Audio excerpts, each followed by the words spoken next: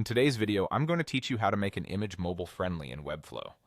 We'll walk through a simple workflow to make sure your images look clean, scale predictably on small screens, and stay sharp on high-resolution devices. First, open Webflow and head to the Sites area. This is your project hub, where you can see all of your sites in one place. Starting here keeps things organized and makes it easy to jump straight into the right project without hunting through menus. Next, click on the site you want to edit. This takes you into the designer for that project.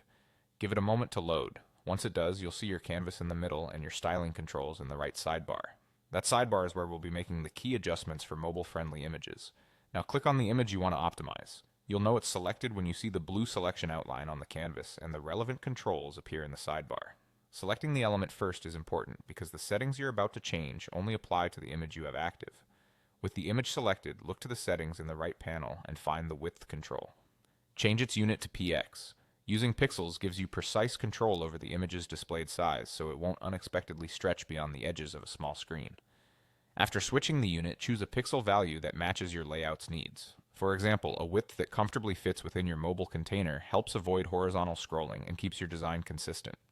If you're working with a full width section, make sure the pixel value aligns with your content area so the image sits neatly within your margins. The key idea is that the pixel unit locks in a clear visual target for small devices, helping maintain rhythm and readability. Finally, enable the High DPI Image checkbox. This tells Webflow to serve a higher resolution version of your image on displays with dense pixel grids, like modern smartphones. The layout size stays the same, but the image looks significantly sharper and more professional. This toggle is a low-effort, high-impact improvement that prevents soft or blurry visuals on high-end screens.